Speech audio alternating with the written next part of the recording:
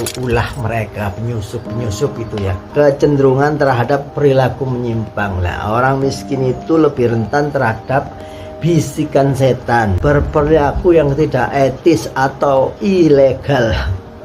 Misalkan ya, mencuri, kebiasaan berbohong, menipu, ditimbulkan hal-hal yang seperti itu akibat kemiskinan, diberatkan kemiskinannya sampai dalam. Padahal miskin itu kan relativitas bagi semua orang berbeda-beda. Ya, ada orang 100.000 cukup, ada 1 juta cukup, ada 100 juta pun tidak cukup.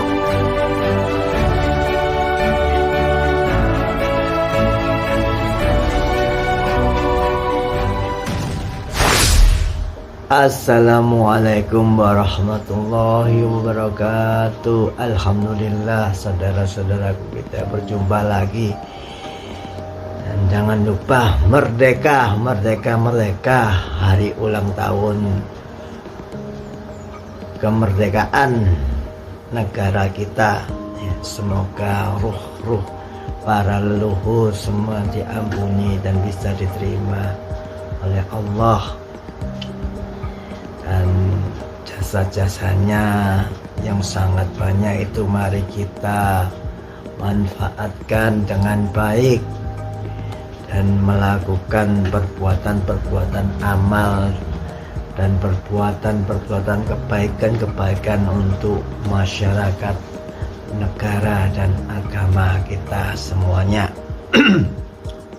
Kali ini kita akan membahas para penyusup orang-orang miskin. Kemarin kan sudah para penyusup orang-orang kaya. Sekarang mari kita lihat apa saja yang mereka golongan pasukan bertanduk berbuat itu. Yang pertama adalah dalilnya ya. Apa dalilnya itu? Banyak, beberapanya adalah Quran surat Al-Baqarah ayat 268, yaitu setan menjanjikan menakut-nakuti kamu dengan kemiskinan dan menyuruh kamu berbuat kejahatan atau kikir, sedang Allah menjanjikan untukmu ampunan darinya dan karunia. Dan Allah maha luas karunia-Nya, lagi maha mengetahui. Jadi ayat ini menunjukkan bahwa kemiskinan itu adalah juga sebuah jalan, metode mereka pasukan bertanduk itu untuk menyelewengkan akidah kita, iman kita, iman manusia ya. Salah satunya, caranya banyak banget. Mereka itu berpengalaman karena sudah hidup ribuan tahun dan tak kelihatan. Jadi tiap hari meeting terus untuk menggoncangkan dan menggoyahkan keimanan manusia. Ya. Jadi yang kedua adalah hadis riwayat Ahmad, yakni Rasulullah bersabda, sesungguhnya setan berjalan di dalam aliran darah anak Adam. Nah, ini penjelasannya ketika manusia sudah banyak menggunakan jasa-jasa mereka, ya terutama ini ya di area-area kemiskinan itu kan biasanya manusia dipancing untuk kekayaan. Nah, di situ mereka sudah bisa masuk ke dalam tubuh manusia lewat di aliran darah manusia, kemudian beranak pinak di sana, kemudian mendirikan banyak kerajaan di sana.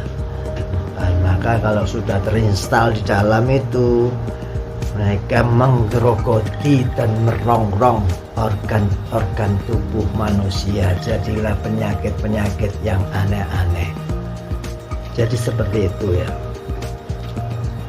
Nah, yang kedua adalah definisi. Ya, ini menurut syariat Islam, orang miskin adalah mereka yang memiliki harta tetapi tidak cukup untuk memenuhi kebutuhan dasar manusia dan keluarganya. Ya. Mereka ini masih memiliki pendapatan tapi tidak cukup untuk memenuhi kebutuhan pokok, sandang pangan, ya, papan. Ya.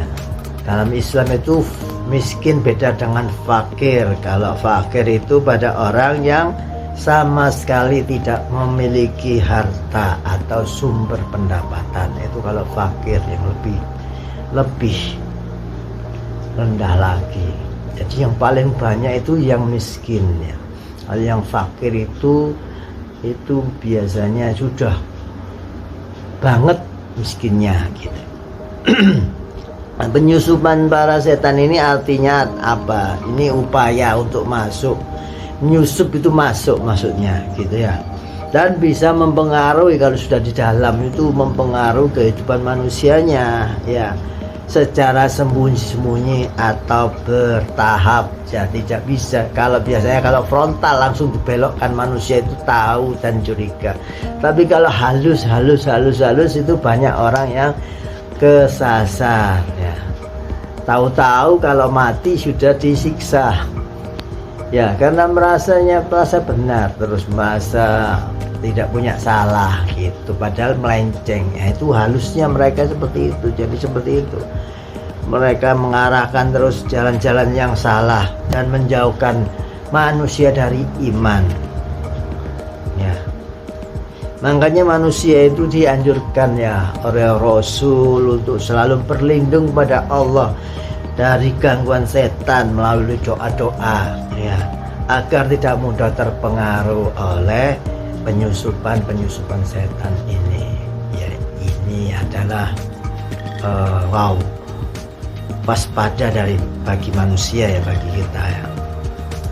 Berikutnya yang ketiga, macam-macam gangguan penyusup itu apa saja ya, kita buka satu persatu. Tentu saja tidak bisa semua karena mereka banyak sekali, ribuan.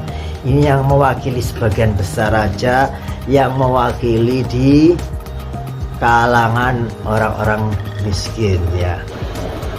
Karena ini hubungan macam-macam mereka itu caranya ya, yaitu seringkali berbentuk tekanan rohania, emosional, bahkan fisik ya. Bahkan orang-orang yang nggak punya itu disakitkan. Nah, berikut ini gangguannya. Yang pertama, 3A adalah kesulitan ekonomi yang berkepanjangan. Kalau miskinan itu terus menerus, itu patut dicurigai bentuk sebagai gangguan rohania mereka. Itu pasti ada yang mengompori mereka. Jadi gitu.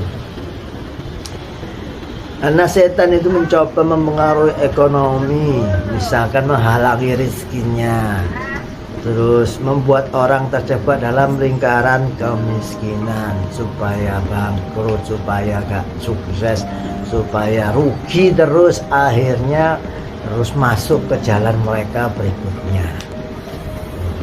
Yang kedua, B, itu biasanya depresi dan putus asa. Nah, kalangan-kalangan orang miskin ini biasanya ditumbuhkan oleh mereka rasa-rasa putus asa dan depresi. Depresi itu tekanan yang sudah dianggap pada jalan keluar lagi ini. Nah, tekanannya tinggi sekali, jadi gitu ya. Kondisi mental orang-orang miskin itu langsung dikerubuti, diserang terus aura-aura negatif ya, sehingga melemahkan imannya, akhirnya lemah, semangat hidupnya itu turun sekali.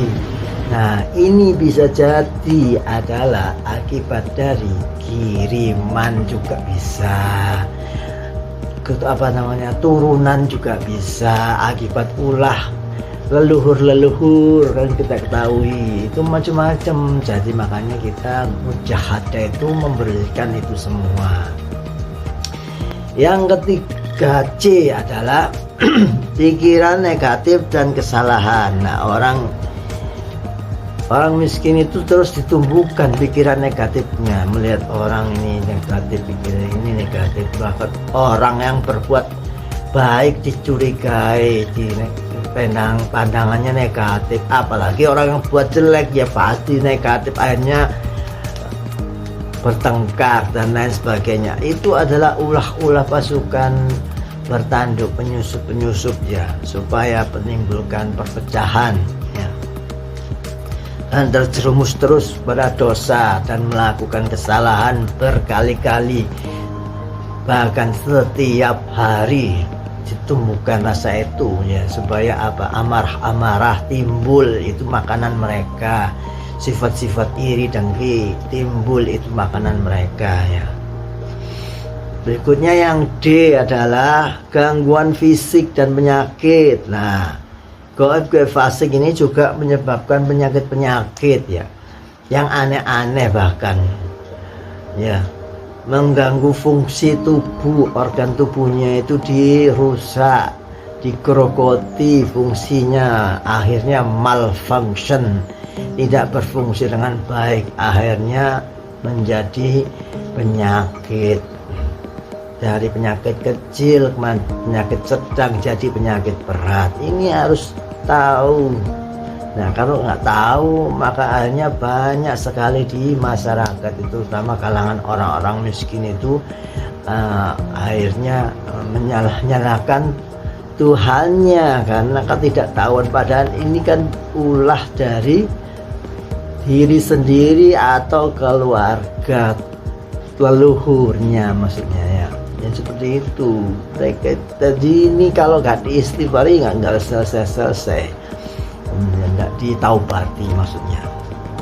Kemudian yang E adalah gangguan dalam ibadah. Biasanya orang miskin itu ya, tapi tidak semua, itu diributkan urusan ekonomi saja sehingga melupakan ibadah.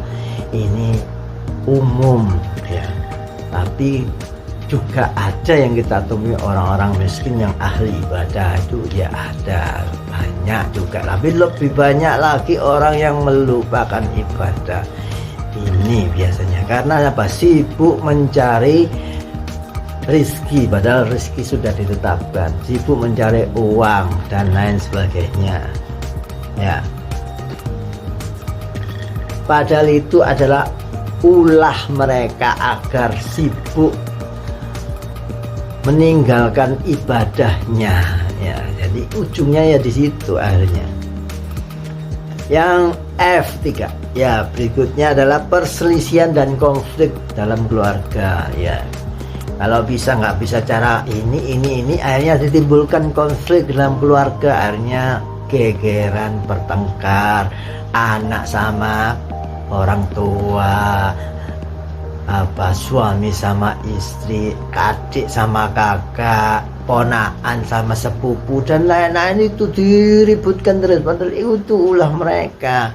Makanya orang-orang yang paham awal ini tersenyum saja ketika ada gesekan seperti itu, ini pasti ulah mereka.